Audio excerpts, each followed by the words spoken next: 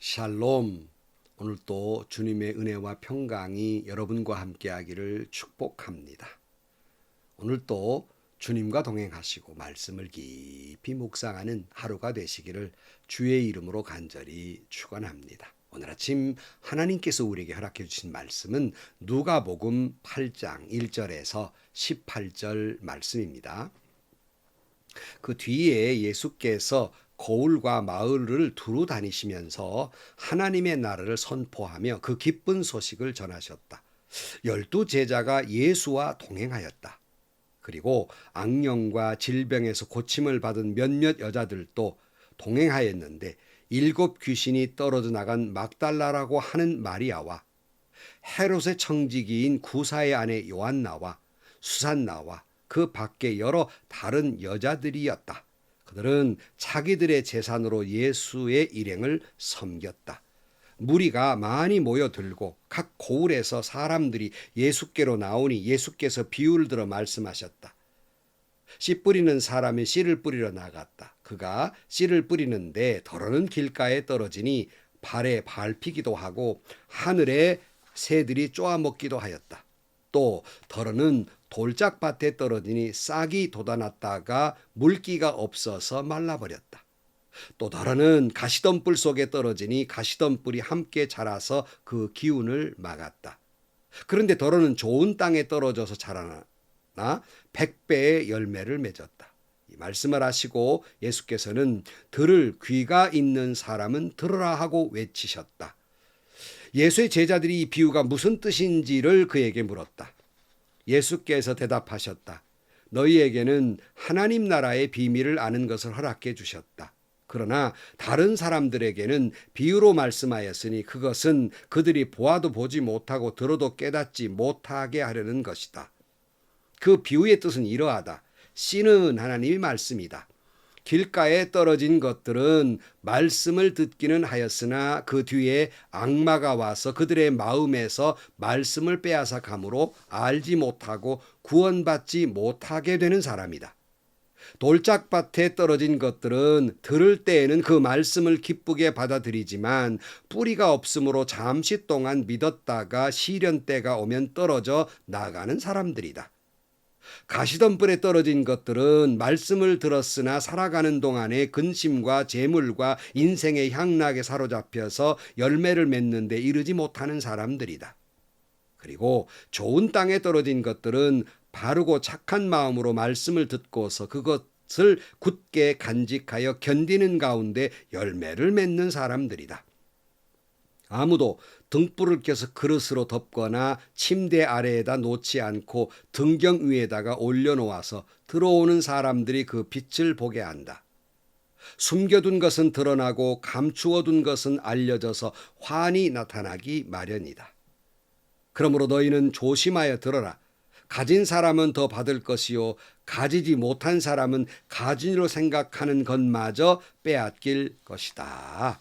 아멘. 오늘 또 예수님과 함께하는 아침 함께해 주신 여러분 정말로 감사한 마음입니다. 은퇴를 해서 이렇게 여러분들에게 말씀을 아침마다 전할 수 있다는 것이 제게는 큰 행복입니다. 자, 예수께서 하나님 나라의 복음을 전파하시면서 12제자를 세우시게 됩니다. 그리고 그들은 예수님과 공동체를 이루어서 동역을 하게 되지요. 그런데 여러분, 이 예수님과 동역한 제자들은 12제자만 있었던 것이 아니라 다른 여제자들도 있었습니다. 오늘 2절 말씀에 보면 그리고 악령과 질병에서 고침을 받은 몇몇 여자들도 동행하였는데 7 귀신이 떨어져 나간 막달라라고 하는 마리아와 헤롯의 청지기인 구사의 아내 요한나와 수산나와 그 밖에 여러 다른 여자들이었다. 그들은 자기들의 재산으로 예수의 일행을 섬겼다 그랬어요. 여기 여제자들, 악령이나 질병에서 노임을 받는 그런 은혜를 입었던 여성들이 함께 했는데 막달라 마리아, 요한나, 수산나 그 밖에 이름 없는 많은 여제자들. 그런데 이들은 자기들의 재산으로 그리고 예수의 일행을 섬겼다. 섬겼다는 것은 봉사했다는 것인데 단순히 물질을 냈다라는 말 뜻보다는 이 물질을 가지고 먹을 것을 사드리고 그리고 그들을 이 식사를 마련하는 등 이런 모양으로 섬겼을 것입니다. 여러분, 예수님도 하나님 나라의 복음을 전파하기 위해서 이처럼 12제자뿐만 아니라 많은 동역자들이 필요하셨습니다. 여러분, 하나님의 역사는 혼자 하는 것도 아니고요. 그리고 하나님의 역사는 많은 사람들을 필요로 합니다. 한 동역자가 동역하기 위해서는 많은 함께 해주는 동역자들이 필요한 거예요. 바울 같은 위대한 인물이 혼자 위대한 인물이 됐던 것이 아니라 그를 섬겨주었던 많은 동역자들이 있었어요. 물질로 도왔거나 기도로 도왔거나 또는 함께 했거나 여기 특별히 누가복음은 의사 누가잖아요. 누가가 누굽니까? 이 사도 바울이 옥에 갇혔을 때 옥바라 해주고 여러 가지 질병을 고생했을 때 모든 질병을 낫게 해주는 그런 동역자였어요. 성도 여러분, 다시 말씀드리지만 한 사역자가, 한 목사가, 한 선교사님이 그 사역을 대과 없이 끝까지 감당해 낼 수 있는 것은 혼자의 믿음이나 혼자의 힘이나 능력으로 가능한 게 아닙니다.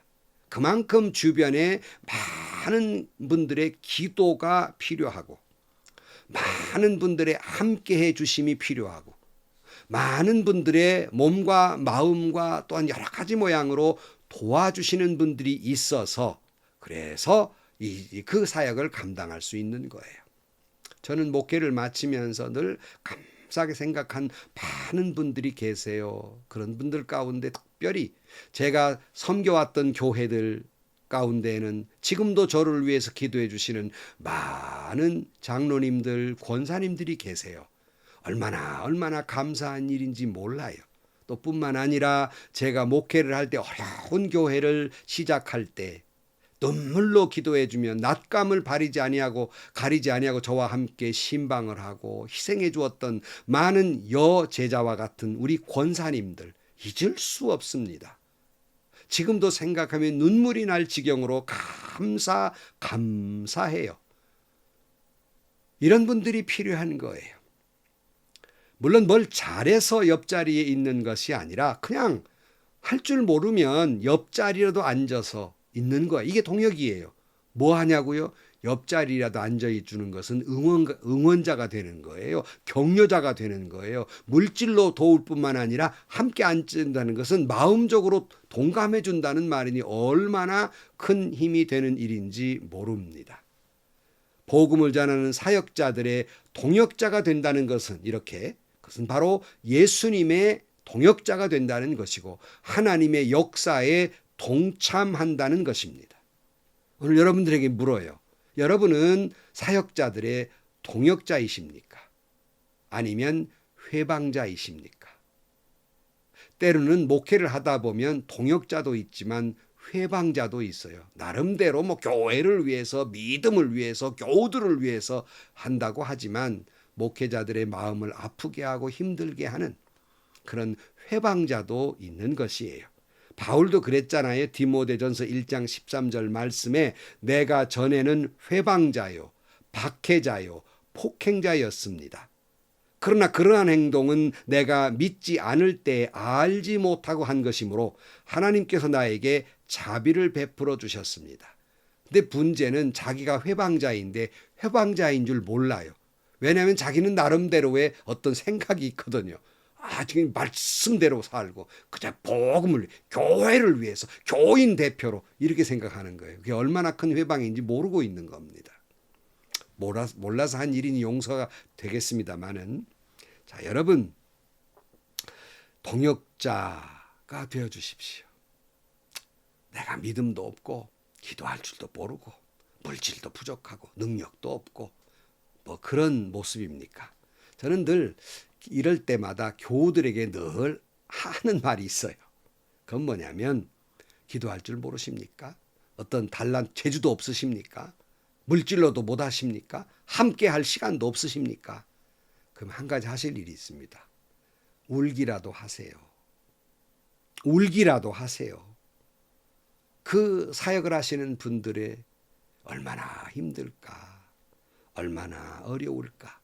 그 마음을 다 알 수는 없지만 얼마나 힘들까. 이건 생각할 수 있지 않습니까? 그러면 다른 건 다 몰라도 울 줄은 알 거 아닙니까? 그렇게 말씀을 드립니다. 여러분이 섬기는 교회에 목사님들이 계십니다. 여러분, 성도는 상상할 수 없는, 다 한 사람 한 사람이니까 상상할 수 없는 어려움들이 있어요. 늘 말씀드리지만 100명의 교우가 있는 교회 목사님은 100가지 이상의 기도할 제목과 마음 아픈 일들이 있고요. 1000명이 있는 교회의 목사님들은 1000가지 이상의 가슴 아픈 일들과 그리고 아픔이 있습니다. 이건 마치 소금 장수와 우산 장수를 둔 어머니의 이야기와 같습니다. 마음이 아픈 일들이 여러분이 상상할 수 없는, 여러분이 느끼지 못하는 아픈 일들이 많이 있습니다. 그러니까 곁에 계셔서 울기라도 해주세요. 울어라도 주시란 말씀입니다. 제가 어느 날 저희는 그저 목장이라고 그랬는데요. 목장을 맡고 계신 목자가 계셨어요. 그분이 자기가 맡고 있는 목장이 너무 힘드니까 그런 생각을 하셨다고 그래요.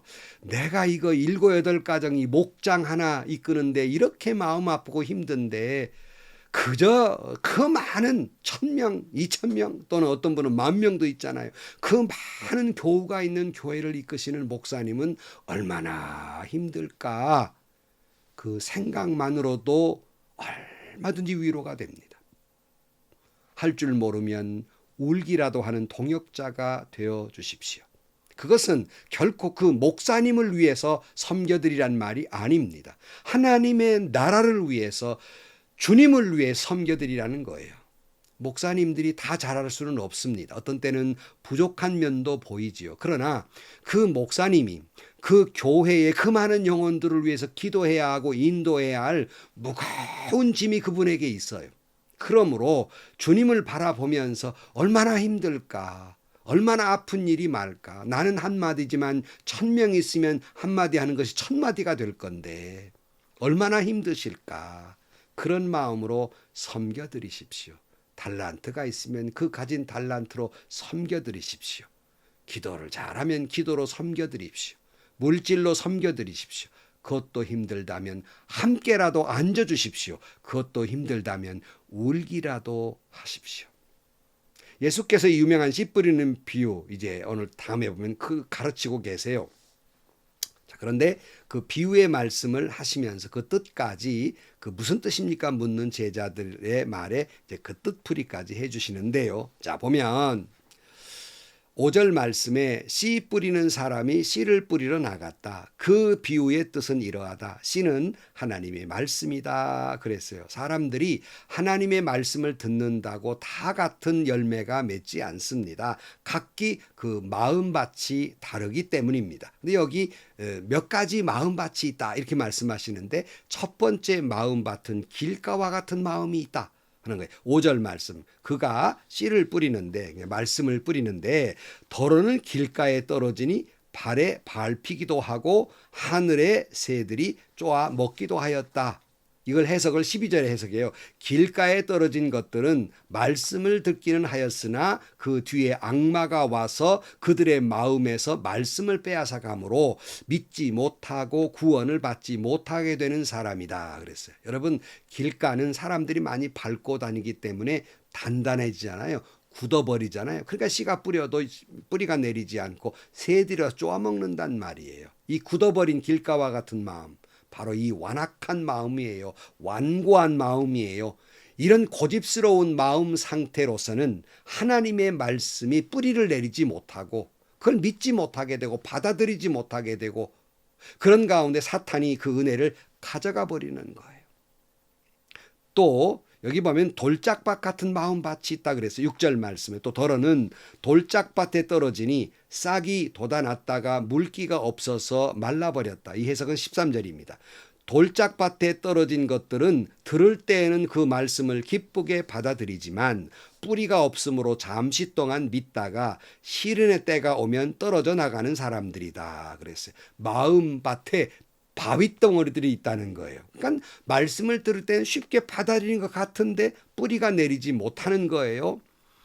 여러분의 마음밭은 어떤 바위들이 있습니까? 오늘 예수님의 말씀을 방해하는 바위 덩어리들, 그게 뭔가 하면 그 마음 속에 자기의 성공과 명예를 위한 바위 덩어리들이 있고, 이를 이루기 위하다 보니까 시기와 미움과 질투와 관계와 감정적인 그런 바위 덩어리들이 우리를 짓누르고 있어서 말씀을 받아들일 때는 얼른 은혜 받는 것 같은데 온갖 이 지위와 명예를 위해서 마음밭에 시기와 질투심과 이런 것들이 가득 차서 말씀의 뿌리가 내리질 못하는 이 어지러운 마음 속에서, 그러니까 조금만 시련이 와도 금세 흘려버리는 거예요. 뿌리 깊은 나무는 바람이 불어도 흔들리지 아니하지만 뿌리가 깊지 않으면 흔들려버리는 거예요. 신앙을 잃어버리는 겁니다. 그런가 하면 가시덤불 같은 마음밭이 있다. 7절. 또 더러는 가시덤불 속에 떨어지니 가시덤불이 함께 자라서 그 기운을 막았다. 해석이 14절이죠. 가시덤불에 떨어진 것들은 말씀을 들었으나 살아가는 동안에 근심과 재물과 인생의 향락에 사로잡혀서 열매를 맺는데 이르지 못하는 사람들이다. 그래서 마음의 가시덤불 같은 마음, 온갖 세상의 걱정으로 가득 차 있는 이 가시의 마음을 가지고 있어요. 왜 걱정합니까? 온갖 욕심과 욕망과 쾌락에 사로잡힌 가시덤불 같은, 옛날에 어머니들이 그러더라고요. 마음속에 수세미 같다 그래요. 막 복잡하다 그러는 거죠. 복잡해요. 그러므로 신앙이 자라질 못하는 겁니다. 하지만 좋은 밭이 있다는 거예요. 8절에 그런데 더러는 좋은 땅에 떨어져서 자라나 100배의 열매를 맺었다. 이 말씀을 하시고 예수께서는 들을 귀 있는 사람은 들어라 하고 외치셨다. 15절 해석이에요. 그리고 좋은 땅에 떨어진 것들은 바르고 착한 마음으로 말씀을 듣고서 그것을 굳게 간직하여 견디는 가운데 열매를 맺는 사람들이다. 마음밭이 착하고 바른 마음. 그래서 그런 마음으로 말씀을 스폰지처럼 깊이 받아들여서 결코 흔들리지 않고 잘 간직한다 그래요. 여러분, 이런 밭이 어떤 밭이에요? 부드러운 옥토를 말하는 거 아니에요? 여러분, 신앙인의 옥토는 말씀에 올바르고 예수님 마음 닮은 착한 마음을 가질 때, 바로 그럴 때 옥토와 같은 부드러운 마음씨예요. 많은 열매를 맺을 수 있습니다. 그런데 들을 귀 있는 사람은 들어라 하는 마음이에요. 들을 마음이 있는 사람은 들어라. 들으란 말은 그냥 단순히 그냥 물리적으로 그냥 전파를 들으란 말이 아니라 순종하라는 말이에요. 여러분, 옥토와 같은 마음에 순종하는 마음을 품고 바르고 착한 부드러운 마음을 가져서 100배의 열매를 맺게 되기를 주의 이름으로 축복합니다. 설교를 마칩니다. 여러분은 예수님의 동역자입니까? 아니면 회방자입니까? 여러분의 마음밭은 옥토입니까? 아니면 여러분 마음밭은 완고하고 고집스럽고 교만한 마음밭이며 온갖 마음에 좋지 못한 감정에 바위덩이로 가득하고 욕심과 욕망과 근심과 걱정으로 가득 찬 가시덤불 같은 마음입니까? 바라기는 여러분 모두가 하나님 나라의 동역자가 되기를 축복합니다. 이를 위해서 마음밭이 옥토가 되기를 축복합니다. 하나님 나라의 동역자가 되기 위해서 여러분에게 주신 사정과 형편과 처지에 따라서 섬기는 동역자들이 되시기를 축복합니다. 아니, 이런 것들을 전혀 할 수 없다면 곁에서 울어주기라도 하는 동역자가 되기를 축복합니다. 그러므로 마음밭이 옥토가 돼서 하나님 나라의 복음이 100배의 열매로 거둘 수 있게 되기를 주님의 이름으로 간절히 축원합니다. 기도하시겠습니다. 하나님 아버지, 때로는 우리가 주님을 위한다는 것이, 교회를 위한다는 것이 오히려 하나님의 나라를 가로막고 있으며 오히려 복음에 회방되는 때가 있음을 기억하게 하시고 늘 마음밭을 좋은 마음, 옥토와 같은 마음밭으로 말씀의 순종함으로 말미암아서 저희들 100배의 열매를 거두게 하여 주옵소서. 그리고 수많은 목회자들 그리고 주님을 섬기는 주의 종들의 마음을 위로해 주시고 그리고 그들에게 많은 동역자들을 허락하여 주옵소서. 할 수 없다면 울게라도 해주는 동역자들을 허락하여 주옵소서. 예수님의 이름으로 기도하옵나이다. 아멘. 저는 오랜 세월 목회를 하면서 누가 나에게 좋은 동역자인가, 그분과 접촉이 없어도 어떤 특별한 그 대화를 나누지 않아도 잘 알 수 있습니다. 목회자들이 다 느끼는 거예요. 바라기는 여러분이 섬기는 교회에 특별한 달란트로 동역해 주는 못한다 하더라도 기도해 드리시고요. 그리고 여러분 좋은 것으로 함께 나누시고요.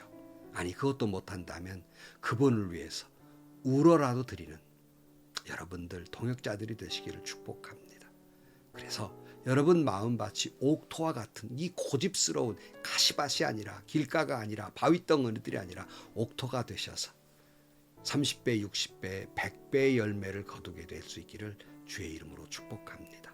오늘도 좋은 일이 가득하시고 행복한 하루가 되시기를 주님의 이름으로 간절히 축원합니다.